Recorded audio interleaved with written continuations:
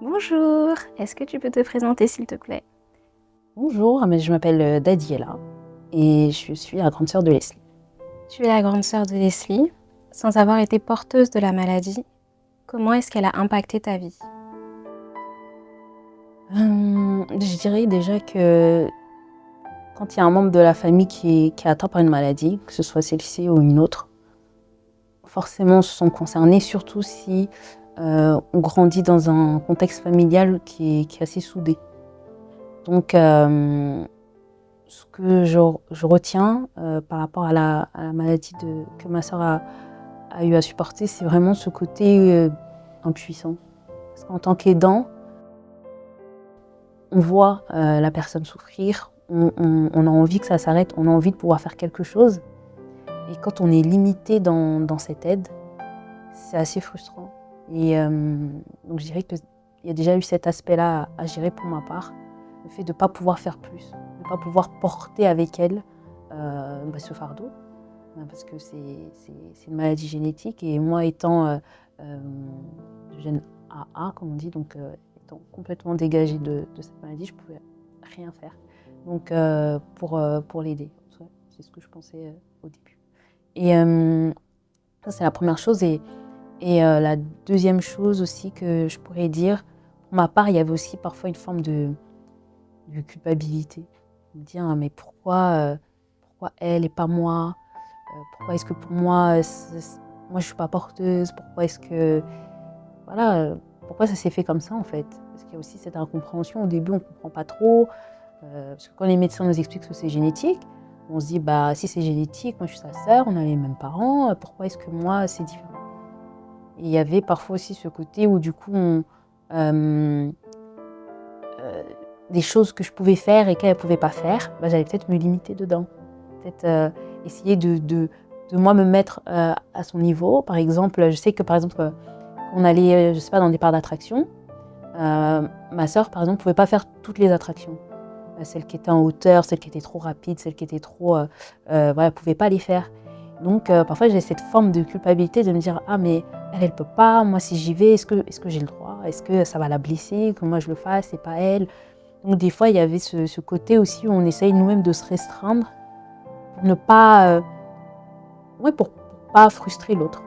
Donc, il y a eu ça, et il y a aussi les inquiétudes. Les inquiétudes, quand il y a une crise, c'est oh là là, comment ça va être, quand est-ce que ça va s'arrêter?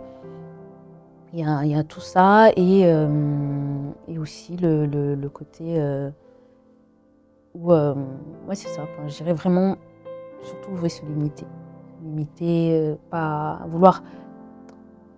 vouloir porter la maladie avec elle, mais différemment. Je ne peux pas la porter génétiquement, mais peut-être que je peux m'aligner sur les conséquences. Si tu ne peux pas faire ça, peut-être que moi non plus, je ne le ferai pas.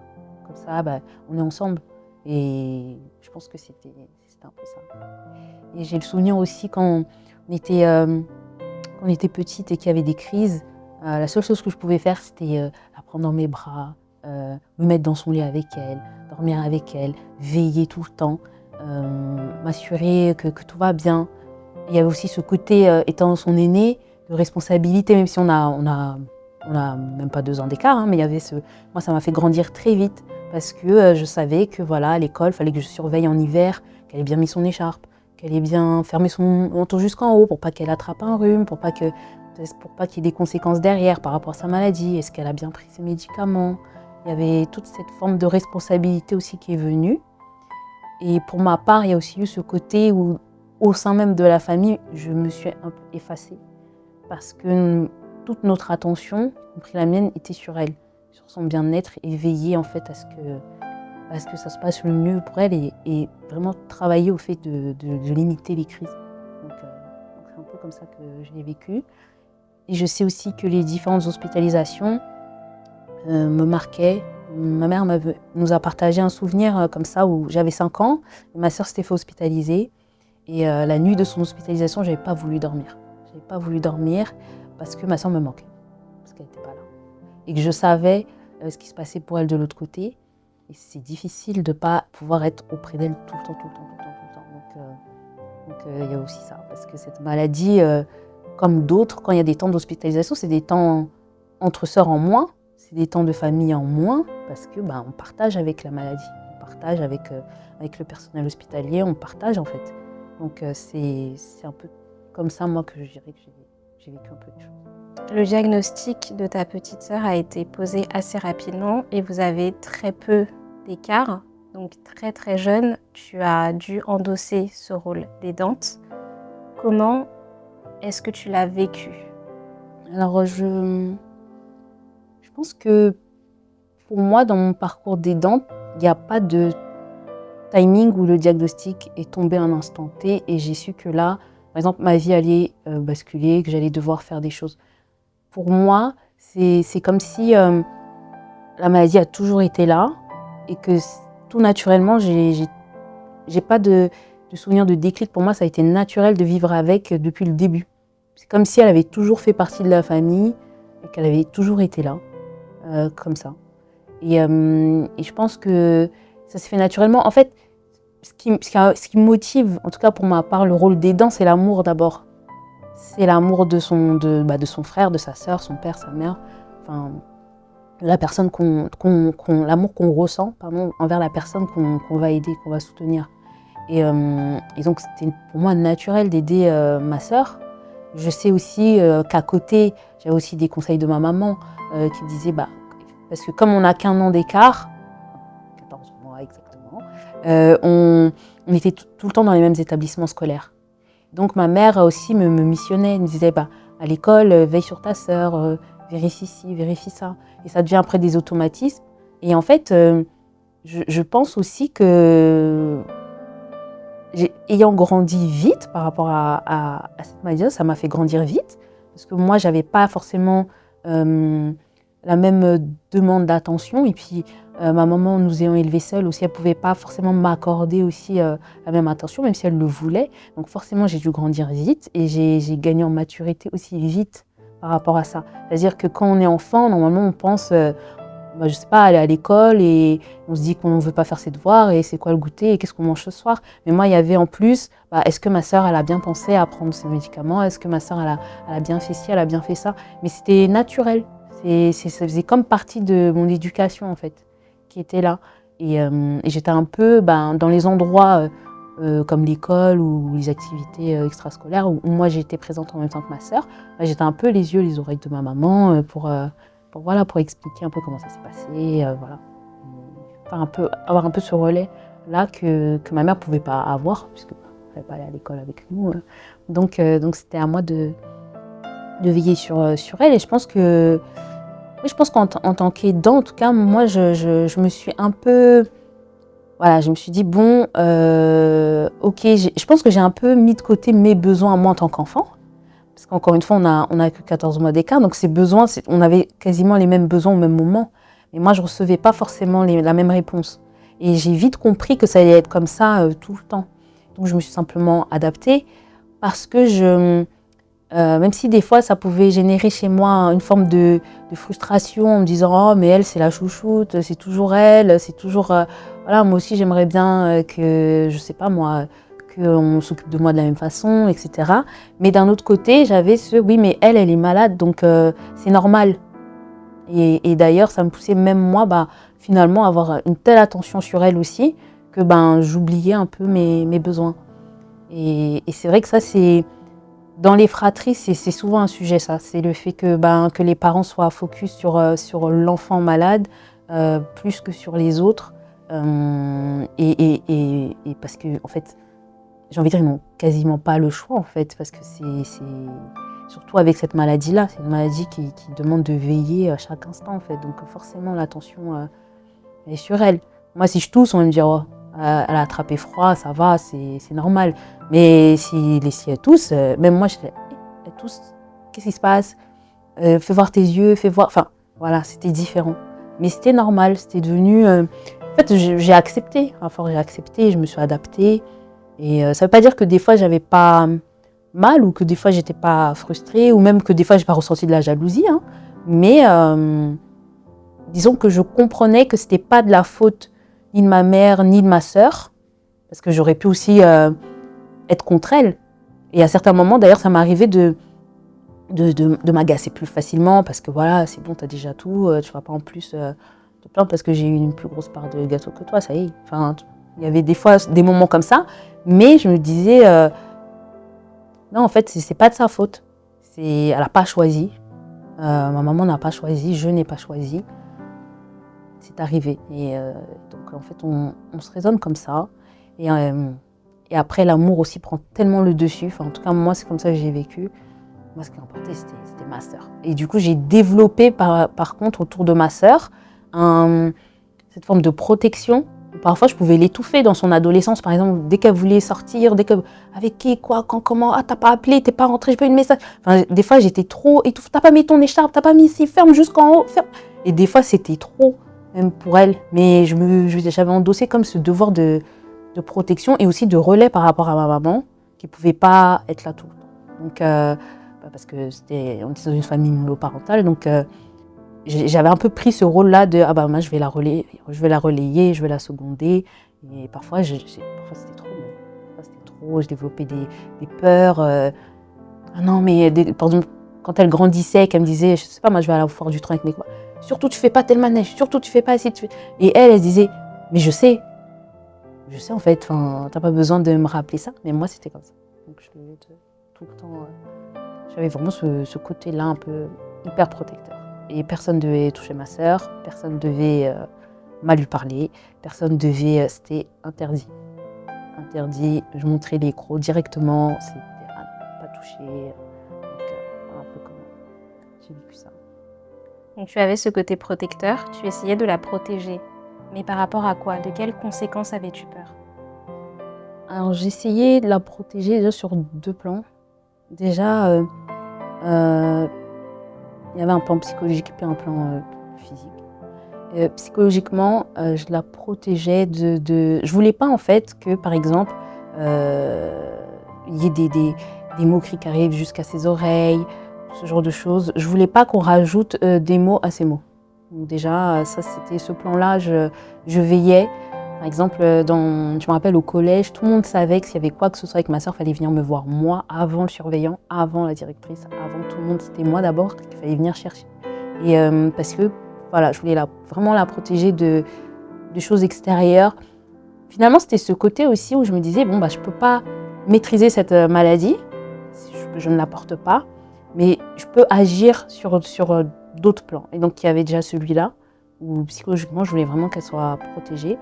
Et il y avait aussi sur le plan physique, où je savais, par exemple, parce que c'était arrivé, quand elle a eu vers 8 ans, elle avait attrapé un simple rhume qui s'est transformé en infection pulmonaire, qui s'est transformé en septicémie. Je savais que la maladie et que le moindre rhume, la moindre infection, le moindre virus pouvait amener des conséquences graves et surtout une hospitalisation. Donc je veillais aussi à ça. Et veiller à ça, c'est comme je disais tout à l'heure, veiller à ce qu'elle soit bien habillée, bien couverte. Voilà, quand elle disait je vais faire telle activité où on va trop chahuter, j'étais tout le temps là, attention. Enfin, c'était voilà, c'est sur 2 plans-là. Parce que finalement, c'était en tant qu'aidant, c'est vraiment c'est la partie dans laquelle on peut vraiment, je vais utiliser un mot, un peu s'épanouir, en tout cas agir, avoir ce sentiment que on sert à quelque chose, qu'on aide, on apporte un soutien autre que autre que des paroles, autre que des câlins, des bisous. Là au moins ça, voilà, moi je me retrouvais dedans, dans ce rôle-là. Je me disais, c'est ma petite sœur, elle est malade, donc il faut absolument que voilà, tout ce qui est en mon pouvoir, il faut que je le fasse. J'avais pas forcément de limite dessus. Dès qu'il y avait quelque chose qui pouvait l'impacter négativement, si j'avais la possibilité d'éviter ou de limiter les effets, j'allais le faire.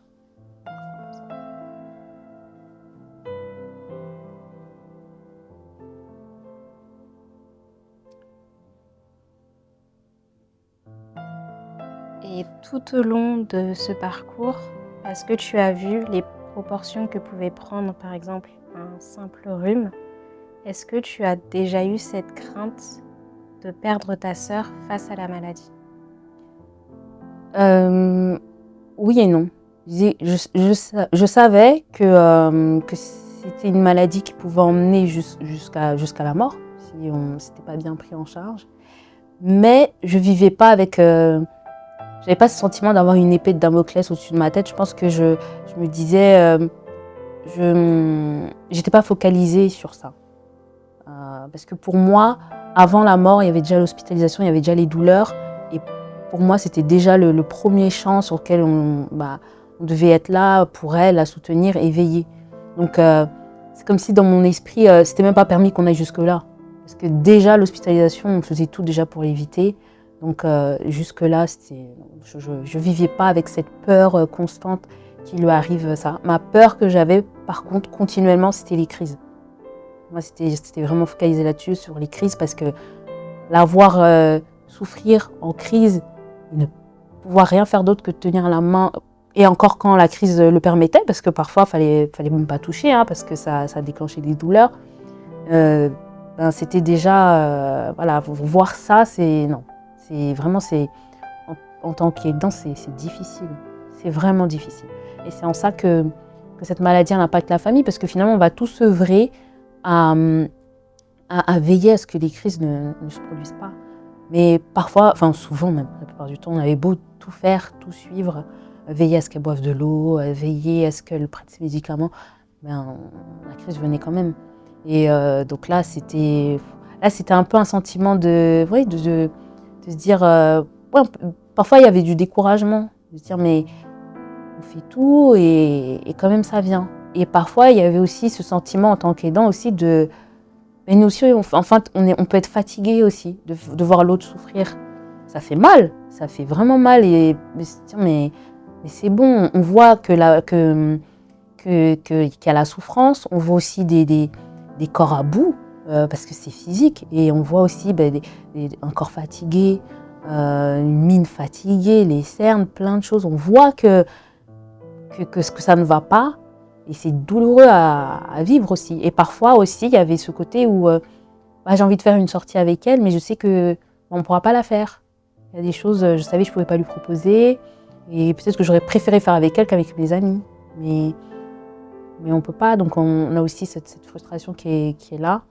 Mais c'est vraiment voir la souffrance sur le visage de l'autre. Vraiment un corps qui souffre, c'est un corps qui se déforme. C'est un visage qui se déforme, qui grimace. C'est un corps qui se tord dans tous les sens. Il y a des crises qui sont vraiment impressionnantes. On voit des corps... moi, je voyais ma sœur crispée, tendue de la tête aux pieds. On peut pas... c'est horrible. C'est vraiment horrible. Il y a des crises où on ne peut même pas parler. Et nous, on a envie de... On ne sait même pas quoi dire. Et là, les mots nous manquent parce qu'on a envie de trouver des mots à défaut de pouvoir être dans les actions. Mais parfois, la douleur, elle est tellement violente que même nous, elle nous laisse sans voix quand on se dit, mais là... comment ça va finir? Quand est-ce que ça va finir? Comment ça va finir? Est-ce qu'elle va tenir? Et voilà. Et après, il y avait aussi ce côté, pour ma part, aussi admiratif que j'avais par rapport à ma sœur.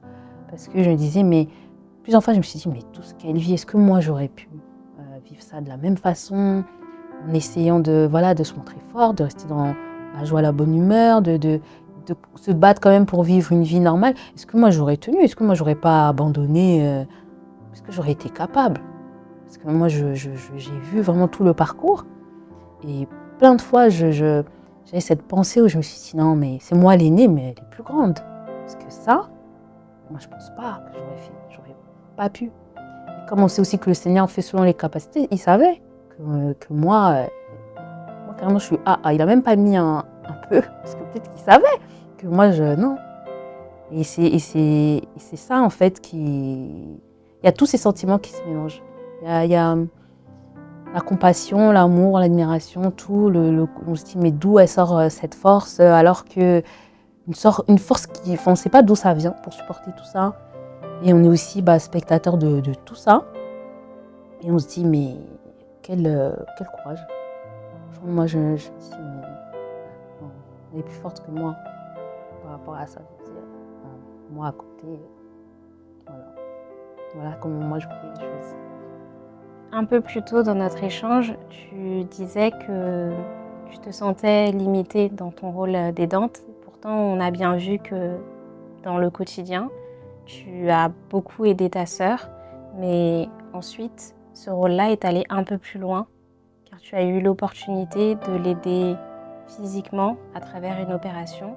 Est-ce que tu peux nous en dire un peu plus? Oui, oui, c'est vrai que, à un moment, en fait, la maladie de ma sœur, enfin la drépanocytose que vivait ma sœur a évolué à un point où, les douleurs étaient tellement violentes qu'on ne comprenait plus, en fait, le parcours de la maladie, son évolution. Elle était un peu comme hors de contrôle. Parce que normalement, les drépanocytaires, à force d'avoir des suivis, au fil des années, chacun peut identifier, moi mes crises par exemple se manifestent de telle façon, moi plutôt de telle façon. Chaque drépanocytaire a sa relation, j'ai envie de dire, avec la maladie. Et au bout d'un moment, en fait, dans la vie de ma sœur, la maladie a évolué d'une façon inattendue. Et elle s'est aggravée, la situation s'est dégradée, les crises n'étaient même plus de la même nature. Et elles étaient très violentes. Son hématologue, en fait, voyant cela, a proposé de rentrer dans un protocole de greffe pour pouvoir soulager Leslie et la sortir, en fait, de ces nouvelles crises, en fait, qui étaient là et qui étaient de plus en plus intenses. Moi, au départ, je savais pas trop. Je pense qu'au départ, j'avais même pas réalisé que j'avais un rôle à jouer dedans. Il a fallu vraiment qu'on m'explique ce qu'était la greffe, de quelle façon ça se passait, quel était le protocole et les étapes à suivre. Et je pense que sur le papier, j'avais dit oui, oui, oui, mais je ne me rendais pas forcément compte de l'intensité. D'un coup, je me retrouvais presque autant qu'elle à l'hôpital pour faire des examens, et c'était souvent les mêmes examens d'ailleurs. Et des fois, je me disais, mais on l'a déjà fait. Moi, j'en avais déjà marre, vous voyez. Alors que c'était le début. Mais c'était, voilà, analyse de sang, vérifier régulièrement où ça en était, vérifier encore la compatibilité. Et donc, j'étais un peu partagée dans cette période-là. D'un côté, j'étais tellement heureuse de pouvoir l'aider, mais vraiment, pour moi, j'ai envie de dire, à un autre niveau. Vraiment, là, il s'agissait en fait d'un traitement qui pouvait enlever les symptômes. Donc là, c'était vraiment autre chose. Et d'un autre côté, je me retrouvais aussi un peu dans son monde de médecin, de rendez-vous, d'hôpital, de toutes ces choses-là. Et vraiment aussi, je n'arrivais pas à réaliser un point, c'est que je me disais, mais pourquoi on a attendu aussi longtemps si on nous a expliqué qu'en fait, que depuis que j'étais enfant, on savait que j'étais compatible avec ma sœur. Donc il a fallu aussi m'expliquer un peu tout ça. J'ai pas tout saisi, mais à la fin, je me suis dit, bon, après tout, on y va seulement, parce que le principal, en fait, il est là, c'est qu'on puisse le faire. Donc j'ai pu l'aider et j'étais vraiment heureuse de le faire. Et j'étais tellement heureuse que je n'aimais pas, il y a quelque chose que je vivais tout le temps mal, c'est qu'on me demande à chaque fois, vous êtes sûre de vouloir le faire? Moi, je me suis dit, mais c'est quelle question ça encore? Bien sûr, j'ai la possibilité d'aider ma sœur en faisant un don de moelle osseuse, mais comment ne pas être d'accord? Et donc, toutes les étapes où il fallait vérifier mon consentement, je les vivais mal. C'était pour moi, ça faisait que perdre du temps. Je me disais, mais parce qu'il fallait prendre rendez-vous, on avait rendez-vous au tribunal, parce qu'il fallait, comme j'avais encore 17 ans à ce moment-là, il fallait vérifier que mon consentement était libre et éclairé, comme ils disent. Donc il fallait que j'aille témoigner devant un juge qui a tellement insisté. Vous êtes sûr? On ne vous a pas mis la pression? Vous n'avez pas mis... J'ai envie de dire, moi, si déjà on aurait pu le faire il y a déjà 10 ans, je l'aurais fait. Et souvent, je répondais ça, je disais, franchement, s'il aurait même fallu lui donner un bras, j'aurais donné. Donc on y va seulement, avançons. Mais voilà, c'était des étapes parce que quand on a attendu longtemps de pouvoir agir, et surtout une solution qui se présenta, quand elle est là, on ne veut plus attendre, on ne veut plus passer du temps devant les tribunaux, devoir se justifier du choix, devoir supporter aussi que notre maman soit à la limite à l'accusation de la contrainte, etc. Parce qu'elle aussi, elle devait assurer qu'elle n'a pas mis la pression derrière pour que je le fasse, etc. C'était difficile. Et parce que je me disais, c'est bizarre de poser ces questions-là. C'est normal de vouloir aider son frère, sa sœur, c'est même pas une question à poser. Bien sûr que je suis consentante, bien sûr que Donc voilà, moi c'était allez, je signe où? Je signe où? Sans savoir quelles allaient être les étapes d'après aussi pour moi, comment ça allait se passer. Mais c'était je signe où? On commence quand? Arrêtez de me poser des questions. J'ai déjà dit oui. Donc c'était un peu... de mon côté, c'était un peu ça. Et il y avait aussi ce côté où j'ai pu aussi plus aussi agir auprès de ma maman parce que c'était pas évident pour elle. Parce qu'il y a tellement... Le protocole de greffe, c'est un protocole qui est lourd. Et c'est vrai que parfois on s'habitue à un système. C'est-à-dire on vit avec la maladie, on a un système, on a une manière de faire. Et là, il faut changer. Et avec des conséquences, des risques et tout ça. Donc c'était pas évident non plus pour elle. En plus là, avec le protocole qui était expliqué, elle se disait bon là potentiellement il y a ma deuxième fille qui peut aussi qui encourt aussi des risques parce que le prélèvement de la moelle osseuse nécessite une opération avec une anesthésie générale, des douleurs derrière qu'il faut aussi gérer. Donc c'était beaucoup d'informations aussi pour elle. Donc j'essayais aussi d'être aussi un soutien pour elle, de la rassurer, de dire mais non ça va aller et tout ça. Mais c'était pas évident et il y avait aussi ce côté de toujours de et ma sœur. Parce que ça va être lourd et ma sœur, comment je vais pouvoir l'aider enfin voilà, comment je vais faire, comment ça va être, comment elle va supporter ça, est-ce que je pourrais l'aider encore au-delà de l'opération. Et donc c'était un peu ça. Et donc après, quand toutes ces étapes sont passées, enfin on a pu y aller. Et je me rappelle que le jour de mon opération à moi, j'ai eu comme un effondrement. Enfin, je me suis effondrée. Je devais me préparer à la bétadine partout, désinfecter et tout, pour me préparer pour l'opération. Et pendant cette préparation, je commençais à pleurer. Mais vraiment à pleurer. Et en fait, je bénissais le Seigneur. Je lui disais merci, ça fait 17 ans qu'on attend, merci. Je faisais que ça. Je pleurais en disant merci, en mettant de la bétadine, non, merci. Je faisais que ça. J'étais tellement... Enfin, je me disais, mais c'est incroyable. En fait, j'ai réalisé, pendant que je me préparais, ce qui allait se jouer là, et que potentiellement, ça allait être la fin. Et je me disais, mais merci pour ma sœur, merci pour ma mère, merci pour... Parce que c'est une délivrance en fait. Hein. Vraiment, moi, je l'ai vécu comme ça. Et je pense que toutes ces larmes, c'était aussi toutes ces inquiétudes qui partaient, toutes ces années à devoir veiller, à devoir s'effacer, de frustration, de ne pas pouvoir faire plus. Et là, d'avoir ce rôle-là, mais bien sûr. Et je bénissais vraiment le Seigneur pour ça. Parce que nous, on n'y croyait même pas. On se disait, 17 ans après, on n'y croyait même pas du tout. Enfin, vraiment, moi, j'ai réalisé vraiment à ce moment-là que là, c'est réel, c'est concret. Enfin, voilà quoi. Donc là, ça y est. Et après, il y a eu une petite baisse un petit effet ascenseur émotionnel parce que j'ai développé une hyperthermie. Enfin, je commençais à avoir de la fièvre et j'avais aussi une anémie qui était là. Et en fait, la moelle osseuse, comme c'est une matière qu'on prélève dans les os, il faut que le niveau la numérisation des globules rouges, je crois que c'est comme ça qu'on dit, il faut qu'en tout cas j'en ai assez en quantité pour pouvoir faire cette opération. Et là, j'étais pas au seuil qu'il fallait. Et là, j'ai culpabilisé. Je me suis dit, mais mince quoi. Enfin, on a attendu ça. Elle est prête. Ça fait déjà des jours et des jours qu'elle subit la chimio. La chimio était tellement violente. Des fois, on passait la voir. Elle savait même pas qu'on était passé tellement elle était HS. Et je me dis, là, on y est. Et à cause de moi, on va pas la faire. Et quand le médecin est venu m'annoncer, c'est son dématologue qui avait fait le déplacement dans ce centre hospitalier où on était.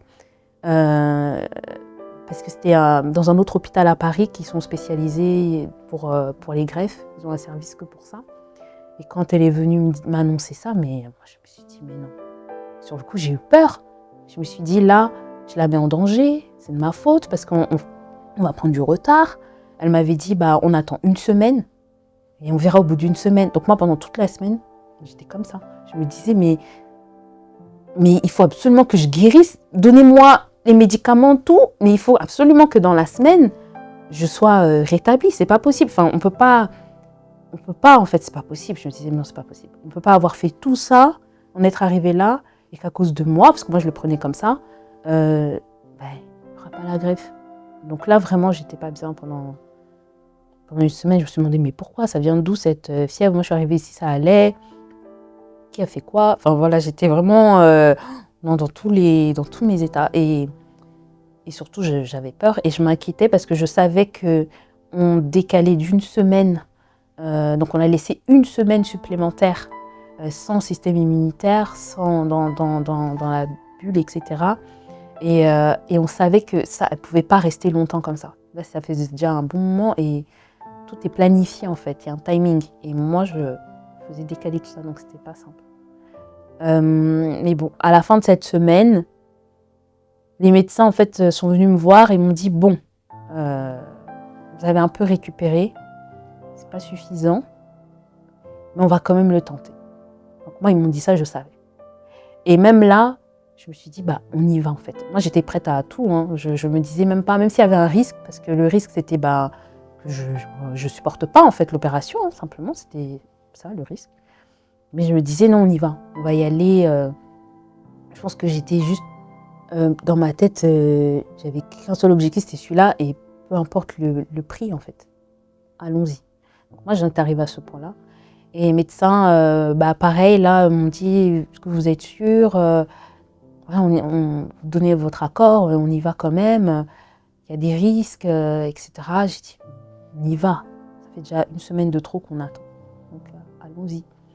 Donc je suis partie au bloc, ils ont fait l'opération, et après ça, j'ai mis du temps à revenir parce que en fait, les médecins se sont rendus compte après avoir fait le prélèvement de la moelle osseuse que vraiment mon état, j'étais vraiment à deux doigts, de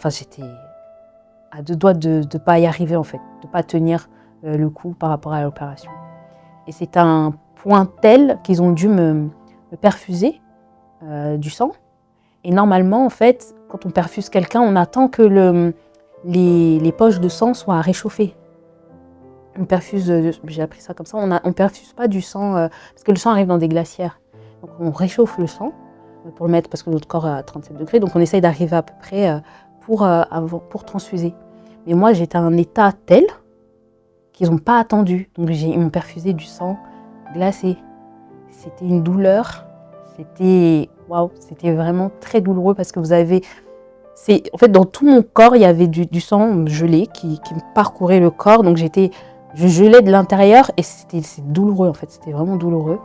Mais en fait, l'infirmière m'expliquait, mais on n'a pas le choix parce que là, c'est soit on vous perfuse tout de suite maintenant, soit si on attend juste de réchauffer, hein, c'est pas forcément quelque chose, je sais pas combien de temps ça prend, mais je pense pas que ce soit extrêmement long. Mais ils pouvaient même pas se permettre d'attendre ce temps-là.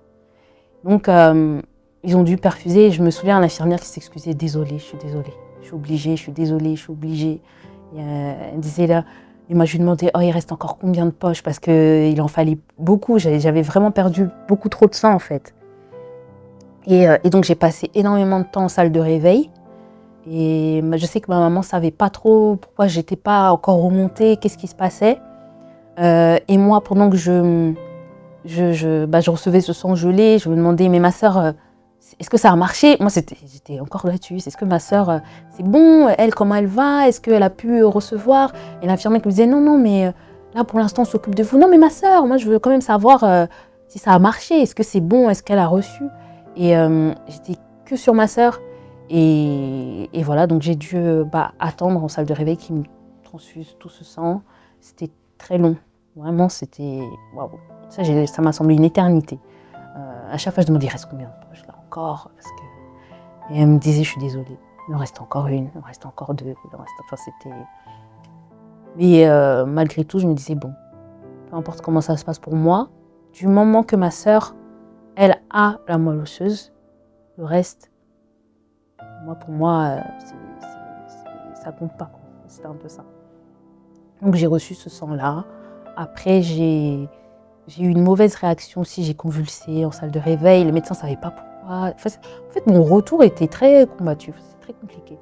Et ils ne savaient pas pourquoi, je me mettais à convulser comme ça. Je les entendais, je ne pouvais pas agir, mais je les entendais dire « mais pourquoi elle fait ça? Qu'est-ce qui se passe ?» etc. Et après, le calme est revenu comme ça. Et je suis remontée en chambre et j'ai vu ma mère qui était dans un état, son visage, c'était... Oh là là, je pense qu'elle a cru que... Elle avait ramené ses 2 filles à l'hôpital qu'elle repartait sans aucune, quoi. Elle a eu où elle allait en manquer une, où elle était vraiment... Donc elle m'arrive, elle a dit, mais t'étais où? Mais...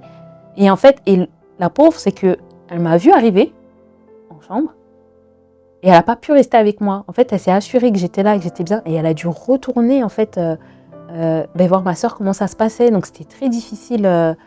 Alors que moi, à ce moment-là, je me suis dit, bon, je voulais pas forcément, j'aurais bien aimé qu'elle soit là.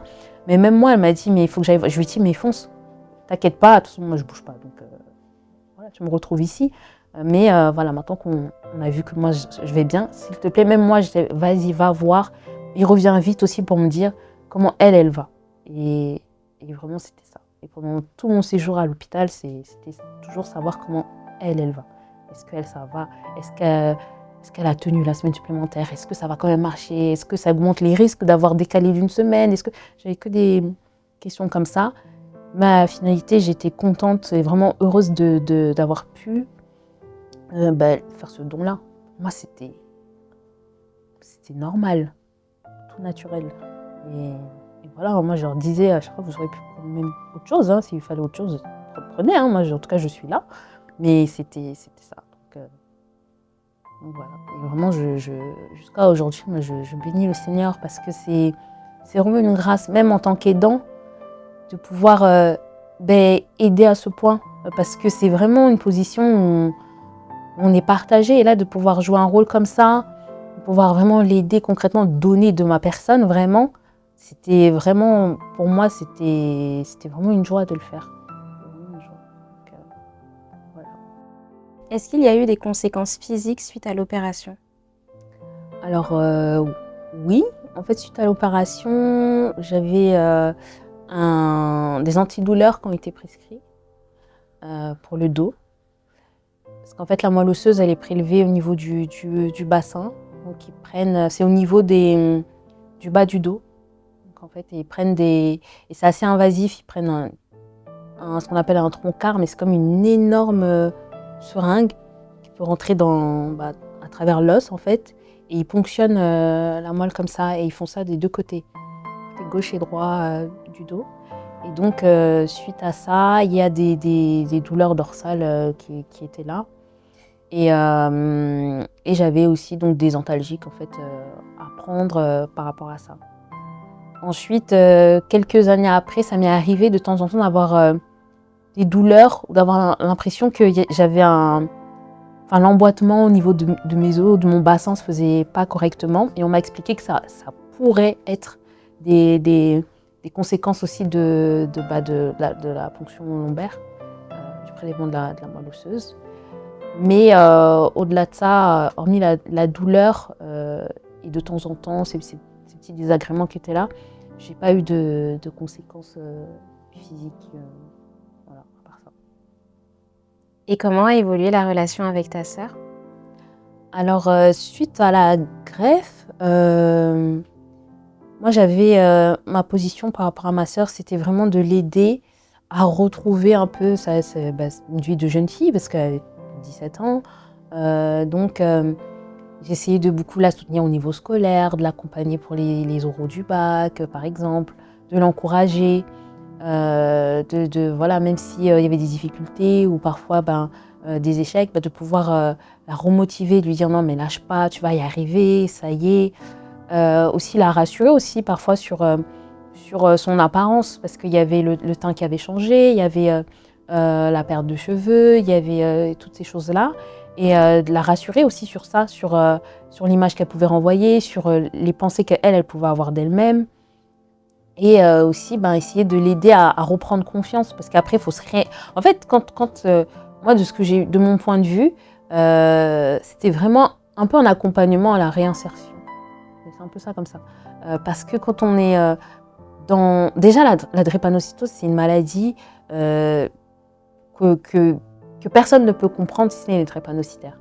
Moi je voyais quand il y avait des groupes de parole entre drépanocytaires ou entre greffés, parfois ils avaient ils échangeaient des choses où moi je savais que j'étais complètement étrangère à ça. Je ne pouvais pas forcément rentrer dans ces échanges-là parce qu'ils se comprenaient entre eux.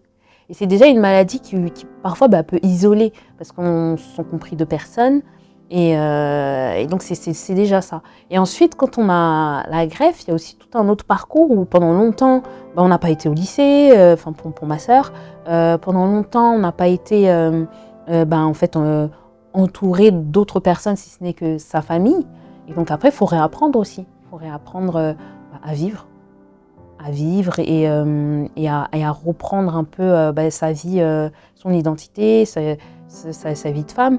Et aussi continuer à accompagner, parce qu'après la greffe, il y a d'autres combats qui sont là, qui sont au niveau gynécologique et d'autres, et il faut aussi être un soutien. Je pense que la drépanocytose, c'est une maladie qui finalement est sous différentes formes, continue à produire des effets, même quand on est greffé. C'est pas la fin de tout, en fait. Et peut-être aider à accepter aussi que c'est pas la fin de tout, et soutenir pour les nouveaux combats qui se présentent après la greffe. Et c'est ça, c'est vraiment ça. Et je pense que j'ai commencé aussi à lâcher un peu du lest, parce que moi-même, j'étais rassurée. Donc j'étais plus là à regarder si son manteau était bien fermé, voilà, je pense que j'ai commencé aussi moi-même à me détendre, on va dire, sur ce rôle-là, et à être plus proche d'elle, mais comme une sœur et pas comme comme un garde du corps qui doit veiller à tout, mais plus partager des moments avec ma sœur. Enfin, je veux dire, on fait quasiment tout ensemble aujourd'hui. Voilà, ça a été ça, et je pense que ça nous a aussi rapprochés, parce que parfois, je sais que pendant la période où elle souffrait de ces symptômes, il y avait des moments où elle était un peu inaccessible. Il y avait des choses où elle se fermait, elle ne voulait pas forcément partager, elle avait besoin d'être seule dans son cocon. Et c'est des moments où parfois, vous voulez aller quelque part et vous trouvez porte close. Et ces moments-là, ils étaient plus trop là. On pouvait plus dialoguer, plus échanger, même faire des retours sur toi, comment tu as vécu ci, toi, comment tu as vécu ça. Et se rendre compte que toi, pendant que moi je vivais ça, toi tu vivais ça.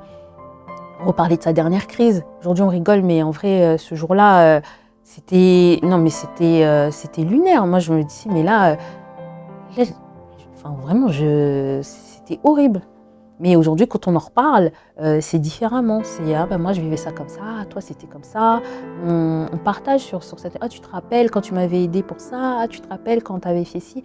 On se remémore certains souvenirs avec un autre regard aujourd'hui. Et je pense que on échange plus. Et le Seigneur a fait aussi énormément.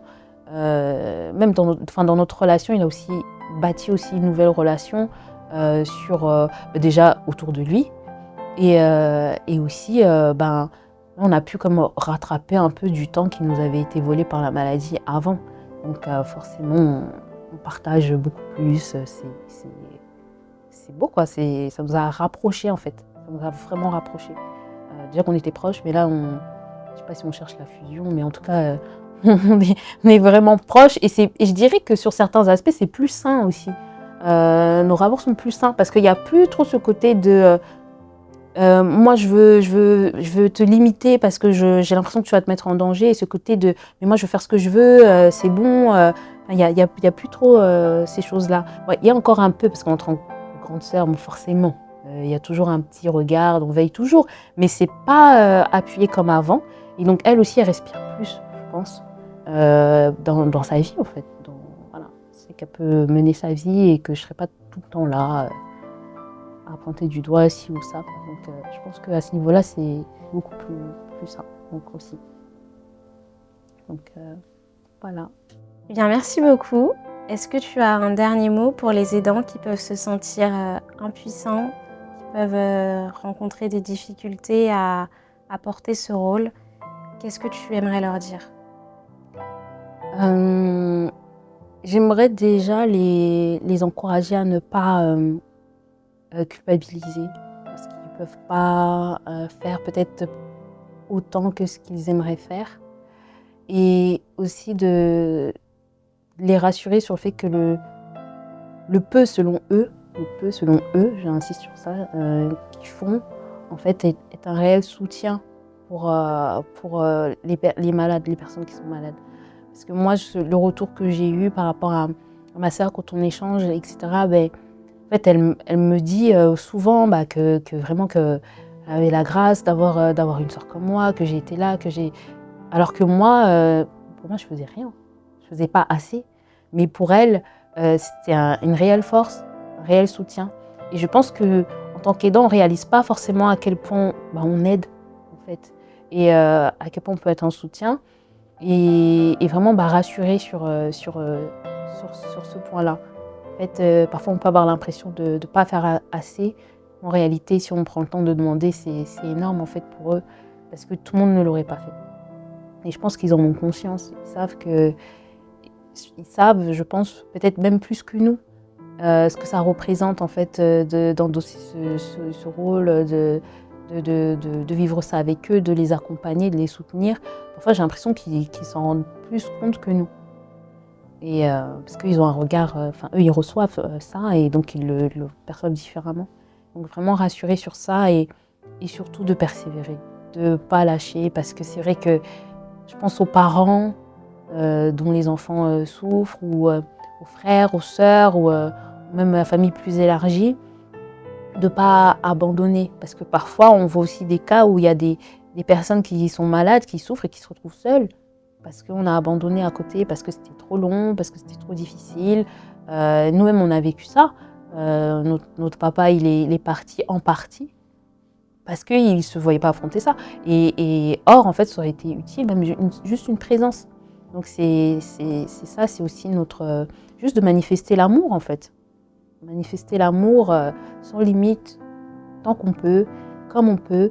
Et on fait aussi avec pas les moyens qu'on a.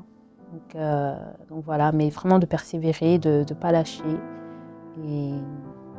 Et après, en tant que chrétien aussi, de s'attendre aussi au Seigneur.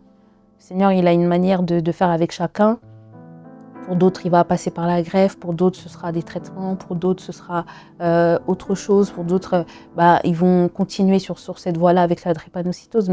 Mais à chaque fois, moi, je crois, le Seigneur, en fait, permet qu'il y ait quelqu'un pour soutenir, pour passer ces épreuves-là. C'est un peu comme un équipement pour la personne qui souffre, pour réussir l'épreuve, pour supporter en tout cas. Et je pense que voilà, il faut qu'on s'appuie aussi sur le Seigneur parce que c'est lui qui est au contrôle de toutes choses. De toute manière, c'est normal de se sentir dépassé, mais lui, il est dépassé par rien. Donc aussi avoir cette foi-là en lui, qu'il est là aussi. Et surtout d'ailleurs. Donc c'est vraiment ça. Et c'est normal aussi de ne pas culpabiliser quand on est fatigué. Quand aujourd'hui, on ne supporte plus.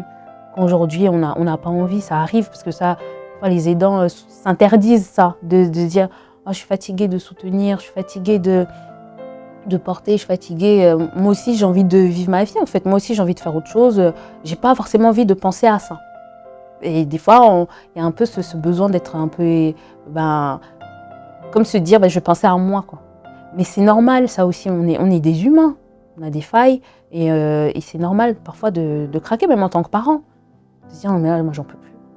Il faut aussi parler de ça, parce que c'est normal aussi de se sentir épuisé quand on est aidant, parce que c'est pas évident. Mais voilà, en tout cas, je voudrais simplement dire ça, et que chacun s'accorde, accepte ses faiblesses, ses limites. Mais tant qu'on persévère, c'est ça. Ils ont besoin de notre soutien et faisons mieux par la grâce.